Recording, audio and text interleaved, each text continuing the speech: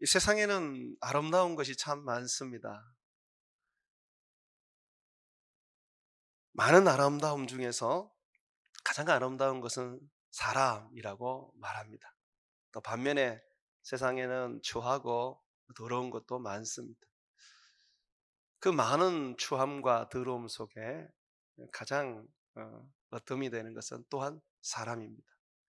사람은 아름답기도 하지만 그러나 또한 추하고 더럽기도 합니다. 사람은 또한 유익도 주고 도움도 주고 축복도 주는 그런 존귀한 존재입니다. 그런 반면에 또한 상처도 주고 심지어는 죽음도 불러오는 그런 저주스러운 존재이기도 합니다. 그래서 우리는 참 하나님 앞에서 아름다운 사람 만나기를 기도하고 또 선한 사람들 만나기를 기도하고 우리가 서로 사랑하며 축복을 나눌 사람들을 만나기를 기대합니다. 특히 교회 안에서는 더더욱 그렇습니다. 그렇지만 그렇게 잘 되지 않을 때가 있습니다. 좋은 사람들만 만나면 덧없이 행복할 텐데 나쁜 사람도 만나고 한 번도 경험해보지 못한 그런 상처를 입기도 합니다. 사람 때문에, 교우 때문에 말입니다. 그러다 보면 우리의 신앙이 곤두박질 칠 때가 있습니다. 사람 때문에 신앙이 곤두박질 치는 것이죠. 어려운 환경, 환난과 고난스러운 환경만 우리의 신앙에 어려움을 주는 것이 아니라 사람이 우리들에게 어려움을 줍니다. 특별히 예수를 믿는 동료인데도 그렇게 할 때가 있습니다. 그러다 보니까 우리가 참 이 사람 때문에 어려움을 겪는데 반드시 이것을 극복을 해야 합니다. 극복을 해야 우리가 하나님이 우리를 통하여 하시고자 하는 일을 이룰 수가 있습니다. 환경도 극복하고 그리고 물질도 극복하고 여러 가지 어떤 그런 세상에 힘겨운 장애물을 다 극복하는데 이 사람의 극복이 참 어려울 때가 있습니다. 그래서 오늘 저는 여러분들과 함께 어떻게 하면 내게 어려움을 주고 내 신앙에 큰 걸림돌이 되게 하는 사람을 극복할 것인가 하는 부분을 좀 성경을 통하여 배우고자 합니다. 요셉이 이집트의 총리가 되고 난 다음에 하나님의 말씀대로 큰 풍년이 7년 동안 왔습니다. 그리고 7년이 딱 끝나자 흉년이 이제 오기 시작했는데 2년이 지났을 때에 그들의 형들이 가나안 땅에 생긴 기근으로 인해서 먹고 살기 위하여 곡물을 사러 요셉에게 오게 되었습니다. 22년 만에 요셉이 형들을 만난 것이죠. 그때 요셉의 마음은 어땠을까요? 제가 생각했을 때는 굉장히 마음이 두려웠을 것이고 아니면 굉장히 분노가 일어났지 않았을까 싶어요. 22년의 세월이 지났지만 요셉이 누구 때문에 이집트에서 고생하고 힘에 겨운 인생을 살았습니까? 형들 때문이지 않습니까? 형들은 요셉을 죽이려고 했고 죽이지는 않았지만 이집트의 노예로 팔아버린 참으로 용서할 수 없는 그런 피부치들 아닙니까? 22년 만에 만났지만 정말 만감이 교차했을 것입니다. 그런데 이 요셉이요, 자칫 잘못하면 자기의 삶에 하나님이 주신 그 꿈을 이루는 일에 있어서 장애물이 될 수 있는 그 형들의 문제를 문제로 인해서 신앙이 좌절할 수 있는데 그걸 극복을 합니다. 주저하지 않고 단숨에 극복을 합니다. 형들을 보면서 그 마음에 원망도 일어났고 미움도 일어났지 않겠나 싶은데 그걸 이겨냅니다. 또는 한편으로는 두려움과 공포가 생겼을 것 같은데 그걸 이겨냅니다. 제가 초등학교 4학년 때가 5학년 때였습니다.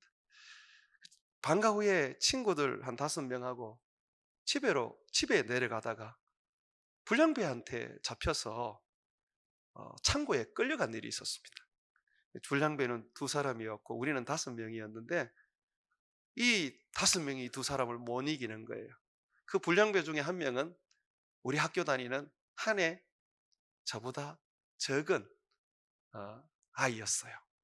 근데 그 아이와 함께 있는 분이 나이가 좀 있는 고등학교 형이었던 것 같아요. 우리를 위협해서 창고를 끌고 가는데 가서 참 많이 맞았습니다. 엉엉 울면서 맞았는데 칼을 꺼내놓고 막 위협을 하니까 너무너무 무섭더라고요. 한참을 맞다가 이제 누가 고발을 해서 마침 경찰이 와서 어, 거기에서 구출을 받았습니다. 그렇게 몇 년이 지냈는데 어느 날 제가 살고 있는 그 지역에 번화가에 사람들도 되게 많았었는데 그 저를 때렸던 그 불량배를 만난 겁니다. 그것도 고등학생이 아니라 저보다 한 학년 어린 그 사람을 1대1로 만난 겁니다. 그 순간 있지 않습니까? 갑자기 두려워지고 너무 고통스러워지는 거예요. 그래서 막 멀리서 그 사람 얼굴을 보면서 스스로 겁을 먹고 도망을 쳐버렸습니다. 지금 생각하면 참 어리석다라는 생각도 들지만 한편으로는 그때의 그 내 마음이 그 불량배를 만났을 때의 그 경험, 그때의 그 공포가 나중에 만나도 그대로 드러났다는 것이죠. 그래서 어쩔 수 없이 도망을 갔구나라는 생각을 했었습니다. 이런 일들은 우리가 나이가 들어도 비일비재하지 않습니까? 어떤 어려움을 당하고 힘겨운 문제들을 누군가에 의해서 딱 당하게 되면 그 사람이 두려워집니다. 뿐만 아니라 반대적으로는 굉장히 분노가 일어나죠. 그래서 도망을 가거나 아니면 원수를 갚게 되는데 요셉은 이 두 가지를 아무것도 하지 않았습니다. 왜 그렇게 할 수 있었을까요? 오늘 성경에 그 비결이 나오는데 9절 말씀 한번 보십시오. 요셉이 그들에게 대하여 22년 만에 형들을 만났습니다. 그들에 대하여 꿈을 생각하고 형들을 만났을 때에 친한 형들의 그 상처, 그 형들의 자기를 향한 그 어떤 아픈 추억들, 이거를 생각지 않았다는 거죠. 그게 분명히 떠올랐을 텐데 그의 머리를 채웠던 것은 하나님이 주신 꿈이었습니다. 형들에게 발려가기 전에 하나님은 요셉에게 두 가지 꿈을 주셨습니다. 동일한 꿈인데 하나는 밭에서 형들하고 농사를 지었던 나락을 수확을 했는데 자기가 묶은 집단이 있었고 그리고 형들이 수확을 해서 묶은 집단이 있었는데 형들의 집단이 자기를 향해서 절을 하는 거예요. 또 하나는 자기의 별이 하늘에 있었고 형들의 별이 하늘에 있었는데 또 해와 달도 있었습니다. 그것은 어머니와 아버지라 그렇게 얘기하죠. 그런데 해와 달을 비롯해서 그 별들이 다 자기에게 절을 하는 이 두 가지 꿈을 꾸었던 것이죠. 그 꿈을 생각한 겁니다. 요셉은 이미 꿈에 있어서 해석하는 은사를 받았기 때문에 어떤 꿈이라도 다 해석해낼 수 있는 능력을 가지고 있었습니다. 감옥에 있었을 때도 감옥에서 만났던 바로의 최측근 신하였던 떡 굽는 관원과 그리고 술 맡은 관원의 꿈을 정확하게 해석을 했었죠. 그리고 그가 총리가 된 것도 바레의 꿈을 정확하게 해석을 해서 총리가 되었죠. 17세 전에 꾸었던 그 꿈, 요셉은 알고 있었습니다. 그 꿈이 무슨 뜻인지. 그 꿈을 먼저 떠올렸던 것입니다. 그 꿈은 어떤 꿈입니까? 바로 형들의 후손들이 자기로 말미암아 구원을 얻을 것이라는 꿈이었습니다. 한번 이 부분 성경을 보시죠. 45장입니다.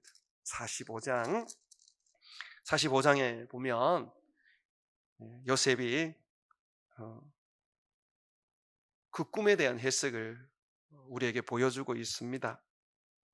4절에서 제가 4절에서 8절을 한번 읽겠습니다. 요셉이 형들에게 이르되 내게로 가까이 오소서. 그들이 가까이 가니 이르되 나는 당신들의 아우 요셉이니 당신들이 애굽의 판자라. 당신들이 나를 이곳에 팔았다고 해서 근심하지 마소서. 한탄하지 마소서. 하나님이 생명을 구원하시려고 나를 당신들보다 먼저 보내셨나이다. 여기에 보면 요셉이 뭐라 그러냐면 형님들이 나를 팔았다고 해서 그거 두려워하지 마십시오. 그거 가지고 죄책감 가지지 마십시오. 하나님이 나를 이곳에 보내신 겁니다. 왜냐하면 지금 일어나고 있는 이 흉년 속에서 형님과 형님들의 후손을 구원하시려고 하신 것입니다. 라고 그렇게 말하는 거예요. 또 해서 계속 한번 보십시오. 이 땅은 2년 동안 흉년이 들었으나 아직 5년은 밭갈이도 못하고 추수도 못할 것입니다. 7년 동안 대흉년이 오는데 이 흉년으로 인해서 엄청나게 사람들이 죽는 거예요. 그러면서 말합니다. 7절에 하나님이 큰 구원으로 당신들의 생명을 보존하고 당신들의 후손을 세상에 두시려고 나를 당신들보다 먼저 보내셨나니 그런즉 나를 이리로 보낸 이는 당신들이 아니요 하나님이시라. 요셉은 하나님이 미리 그 꿈을 통해서 그가 어려움과 힘겨움과 환난을 당할 것이지만 그 모든 것들이 형제들을 구원하기 위함, 형제들의 후손들을 구원하기 위함, 하나님의 백성 아브라함의 자손들 이스라엘을 구원하기 위한 하나님의 뜻인 것을 생각을 했던 것이죠. 이것이 우리에게 상처를 주고 또 우리를 함부로 대하고 우리가 만나면 막 두려운 사람들 또는 화가 나는 사람들, 그런 사람들을 능히 이길 수 있는 비결입니다. 하나님 말씀 붙잡으십시오. 다른 거로는 안 됩니다. 우리 마음 달래고 용서해야지 그러면서 이빨을 깨물고 다짐을 해도 막상 그 사람들을 만나면 마음이 그렇게 힘들고 두렵고 고통스러울 수가 없는 것입니다. 이것이 우리 모든 사람들의 그 연약함으로 인한 것이죠. 사람이라면 다 그렇습니다. 그래서 우리가 이걸 이기기 위해서 가장 주님 말씀 붙잡는 거죠. 주님께서 사랑하라 하셨으니 사랑하겠습니다. 주님께서 용서하라 그러셨으니 용서하겠습니다.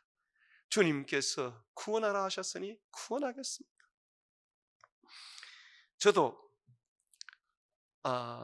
저희 아버지로 인해서 좀 상처를 많이 받았습니다. 그래서 저희 아버지가 너무 빛을 많이 내셨는데 꼭 빛을 내면 저희 아내가 공무원이다 보니까 저희 아내 이름으로 빛을 내고 저희 아내를 데리고 가서 보증을 세우는 거죠. 그래도 내가 남자인데, 그래도 내가 아들인데 아들을 통하지는 않고 아내를 통해서 자꾸 일을 만드시는 거예요. 물론 아들이 신학대학원을 다니니까 은행을 간들 뭐 돈을 해주겠습니까? 그러니까 저 몰래 자꾸 아내를 데리고 가서 빚을 지우시는데 빚이 1억이 넘는 거예요. 정말 밉더라고요. 그냥 아버지만 보면 막 화가 나더라고요. 근데 제가 하나님의 말씀을 붙잡고 나니까 그걸 극복을 하게 되었습니다. 그게 무슨 말씀이냐면 주 예수를 믿으라 그리하면 너와 네 집이 구원을 얻으리라 하는 이 말씀인데, 내가 예수님을 믿었으니까 이제 하나님의 구원이 나로부터 우리 온 가족에게 이루어질 거다. 내가 아버지를 구원할 수 있다. 하나님의 약속이 말씀이 있으니까 아버지가 빚을 1억을 지웠던 또는 2억을 지웠던 일단 그거 덮고 일단 아버지 영혼부터 구원하자. 그런 마음이 제 안에 들었습니다. 이 말씀 붙잡았던 거죠. 그러니까 그걸 극복할 수 있게 되었어요. 그래서 결국은 하나님의 뜻대로 부모님을 다 구원하고 심지어는 형제들까지 구원을 해서 하나님의 말씀대로 제가 예수님을 믿었더니 우리 가정이 다 구원을 얻는 그런 은혜를 얻게 되었습니다. 만약에 제가 아버지가 그 지운 그 빚을 생각하고 왜 우리 아버지는 나한테 이렇게 할까라고 제가 원망하게 하고 아버지를 제가 그렇게 대했다면 아마 우리 아버지를 제가 구원하지 못했을 거예요. 형제들도 마찬가지일 겁니다. 그런데 그거를 건너뛰었습니다. 말씀을 붙잡고 건너가니까 제 마음에 일어나고 있는 여러 가지 힘겨움들, 아버지가 저지르신 그 어떤 아픔들 내가 뛰어넘어 버리니까 결국 하나님께서 그의 일을 이루시더라는 것이죠. 요셉이 형들을 용서하지 않았다면, 형들을 피해버리거나 도망해버리거나 아니면 복수를 갚았다면 아마 이스라엘은 존재하지 않았을 것입니다. 그러나 요셉은 그렇게 하지 않았죠. 사랑하는 여러분, 이것이 주를 위해서 사는 것입니다. 나를 위해 살 때는 내가 도망을 가거나 복수를 해야 됩니다. 그런데 주를 위해서 살 때는 그 두 가지를 다 내려놓는 겁니다. 하나님의 구원을 생각하고 하나님의 사랑을 생각하고 하나님의 축복을 생각하는 겁니다. 그래서 우리는요, 원수를 향해서도 먹이고 입을 것이 없으면 입히는 것이죠. 주님은 그렇게 하라고 우리에게 가르치고 있습니다. 그러면 이런 질문이 하나 생기죠. 목사님, 얼마나 그렇게 해야 됩니까? 끝없이 해야 됩니까? 도대체 얼마나 해야 됩니까? 성경은 우리에게 말합니다. 우리가 용서는 하되 하나님의 공의가 행해지도록 해야 된다고 합니다. 사랑은 반드시 공의를 포함하고 있습니다. 공의가 없으면 안 됩니다. 공의가 포함되어 있다는 것이 뭐냐 하면, 내가 용서를 한다고 해서 그 사람이 그 잘못을 회개하고 돌이키지 않았을 때는 그 사람과 관계를 가지셔서는 안 됩니다. 한번 성경 말씀을 한번 보시죠. 고린도전서 5장 한번 펴보십시오. 고린도전서 5장에 보게 되면 바울이 고린도 교회에 편지를 보냅니다. 교인들 중에 음행하는 사람이 있었는데 그 음행하는 사람을 사귀지도 말라고 엄하게 명령을 합니다. 5장 9절 한번 보십시오. 5장 9절에서 13절까지 한번 보십시오. 내가 너희에게 쓴 편지에 음행하는 자들을 사귀지 말라 하였거니와. 자, 교회 안에서 음행하는 자, 죄 지은 자들 사귀지 말라고 그럽니다. 자, 이 말이 무슨 뜻이냐? 이걸 설명을 합니다. 10절. 이 말은 이 세상에 음행하는 자들이나 탐하는 자들이나 속여 빼앗는 자들이나 우상 숭배하는 자들을 도무지 사귀지 말라 하는 것이 아니다. 죄인들과 너희가 사귀지 말라는 게 아니다. 만일 그리하려면 너희가 세상 밖으로 나가야 할 것이다. 그렇다면 왜 바울은 음행하는 자를 사귀지 말라고 했는가? 11절에 답을 주고 있습니다.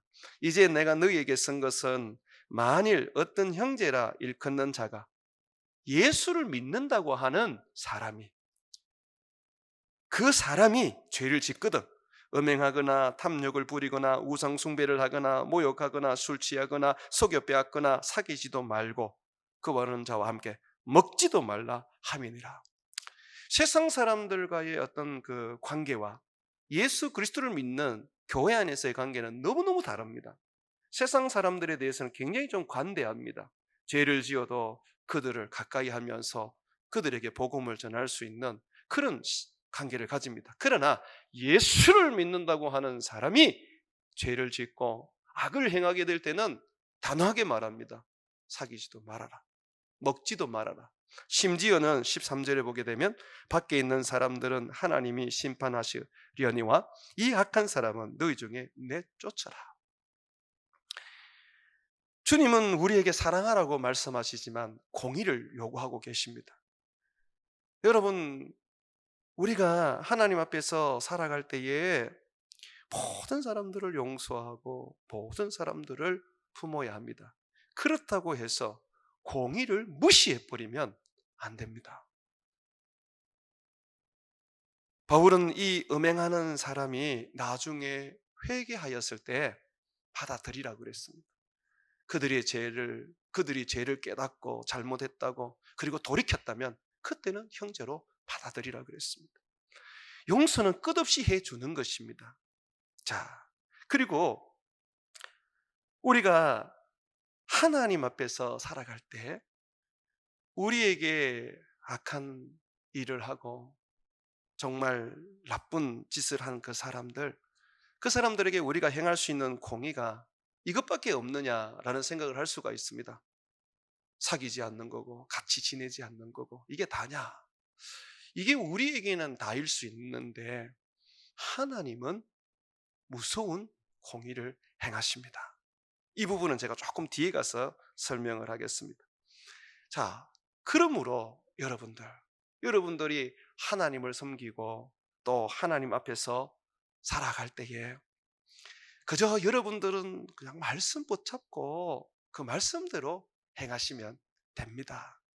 용서하라 그러시면 용서하시고 또 우리 주님께서 먹이라 그러시면 먹이십시오.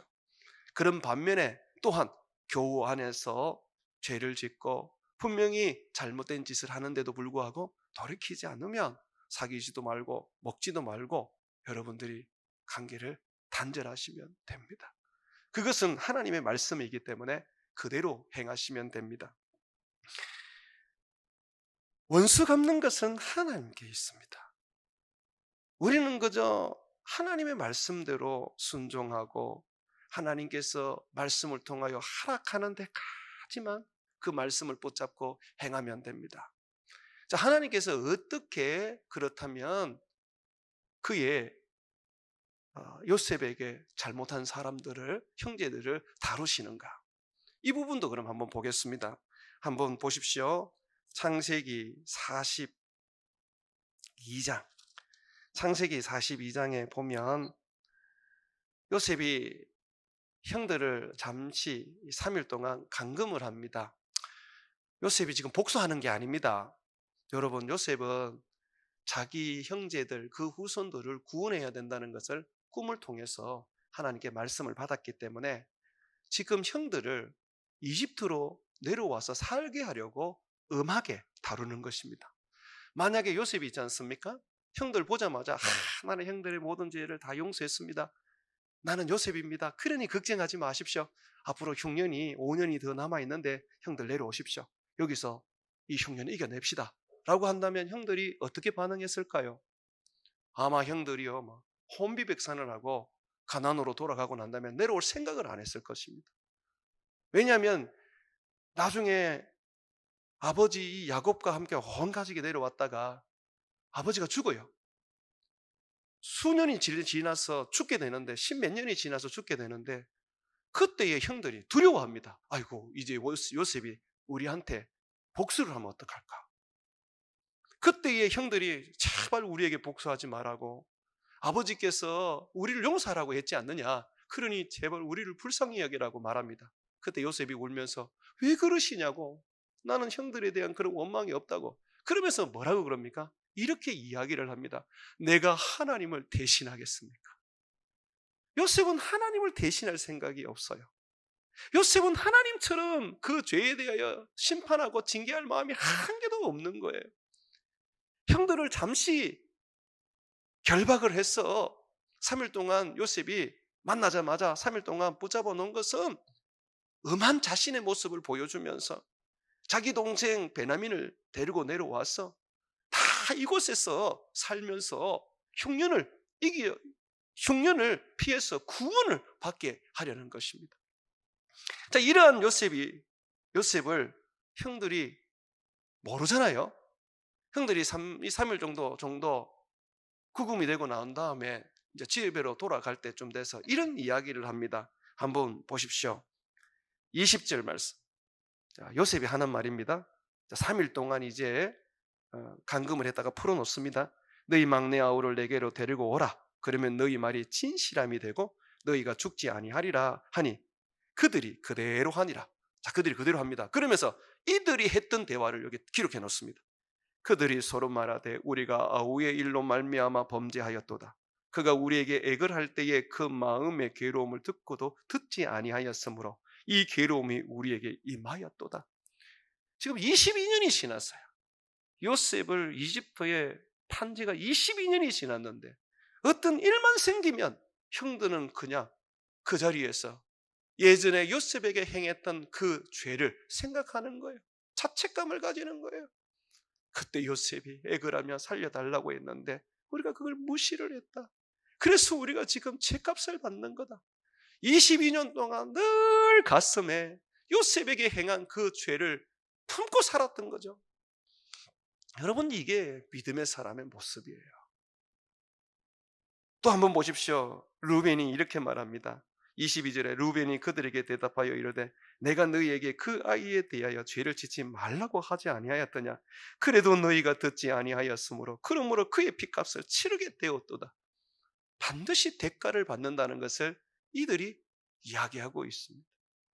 사랑하는 여러분, 정말 형들은 마음에 많은 이 요셉을 판 일로 인해서, 살해하려고 했던 일로 인해서 큰 고통을 지금 가지고 있는데, 그들의 어떤 삶에도 이런 고통이 있었을까요? 있었습니다. 요셉을 팔고 난 다음에 성경은 바로 유다의 이야기가 나옵니다. 이 유다의 이야기가 형제들의 대표로 등장하는데, 유다가 어떻게 사느냐 하면요, 큰아들을 장가 보냈는데 죽습니다. 둘째 아들을요, 또한 큰아들의 부인에게 자식을 이어주려고 하는데 또 죽습니다. 뿐만 아니라 자기의 사랑스러운 아내가 죽습니다. 이 유다는요, 요셉을 잃었던 아버지의 그 괴로움과 고통을 자기 두 아들을 잃으면서 느껴봅니다. 뿐만 아니라 아내를 잃으면서 홀로 되어서 그 외로움 속에 살아갑니다. 여러분, 하나님은요, 우리가, 예수 믿는 우리가 죄를 지으면 우리가 회개할 때 그 죄를 용서하십니다. 그러나 그 죄에 대해서는 매질을 하십니다. 두 번 다시 그 죄를 짓지 못하도록 매질을 하십니다.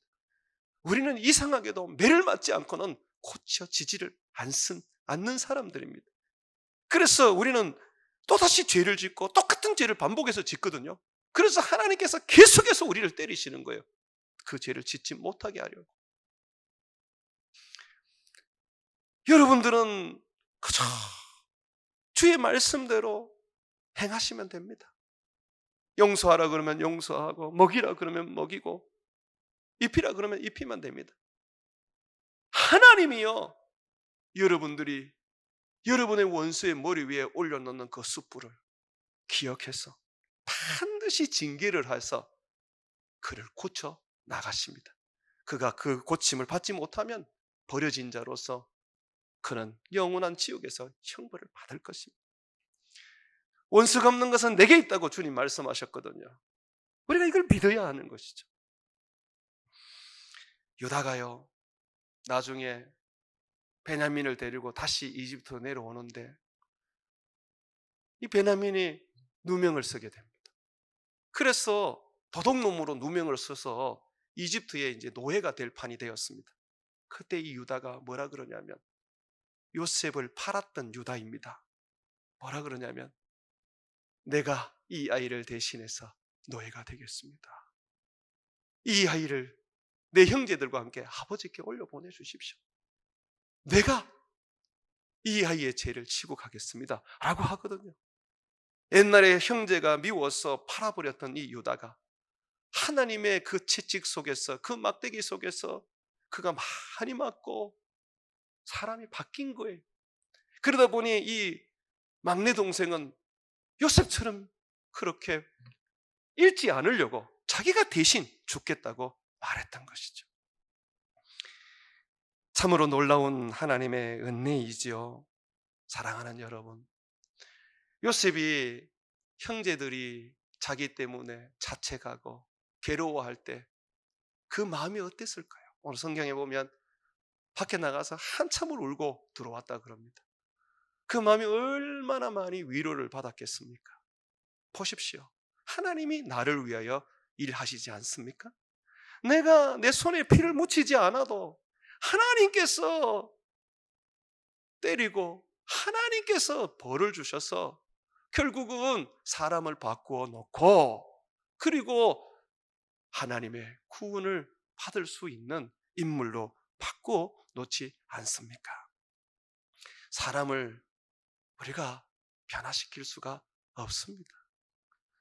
사람은 하나님이 변화시키는 겁니다.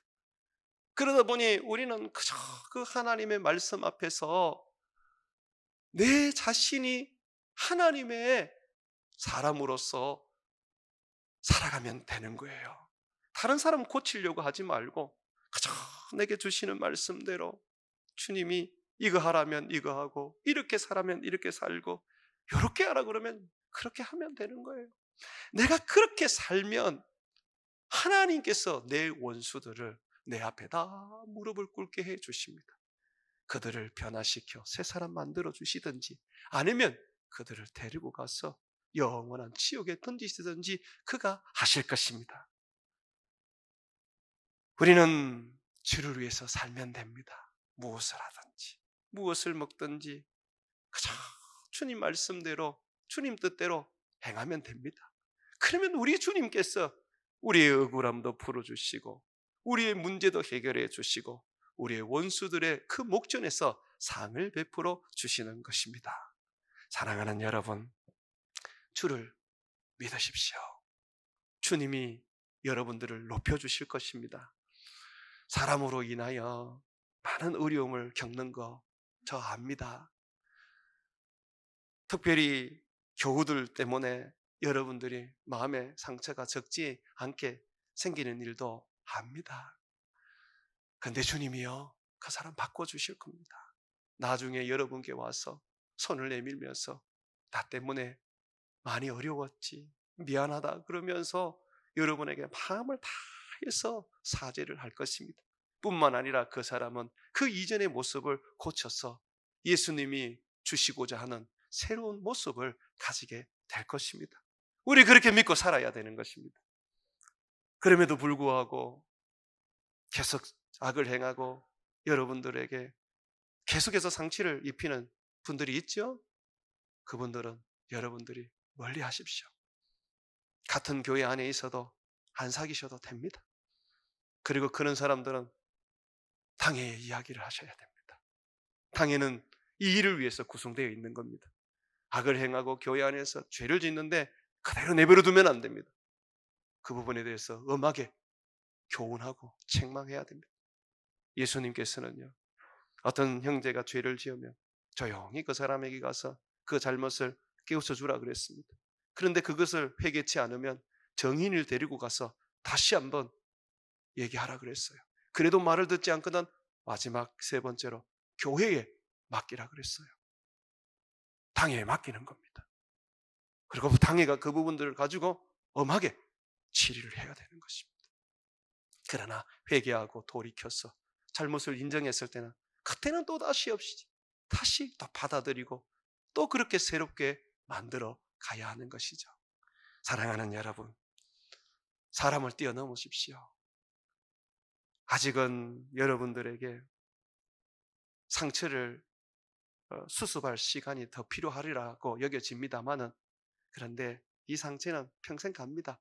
그러니 그 상처 치료하고 그 상처 사밀려고 하지 말고 그냥 주님 말씀대로 탁 순종해버리고 주님 말씀 탁 붙잡고 그저 넘어서 버리면 우리 주님께서 여러분들을 참여 주시고 치료해 주시고 그리고 여러분의 억울함도 풀어 주실 것입니다. 그러니 여러분은 그냥 말씀대로 살아가시기를 바랍니다. 주를 위해 산다는 게 뭡니까? 주님 말씀대로 산다는 거 아닙니까? 주님 말씀대로 사는 것이 주를 위해서 사는 겁니다. 주를 위해서 사십시오. 말씀대로 사십시오. 그러면 주님이 여러분을 위하여 사실 것입니다. 여러분의 억울함도 풀어주시고 여러분의 그 고통과 아픔도 다 사메어 주실 것이고 여러분을 높여 하나님을 위하여 하나님께서 영화롭게 하실 것입니다.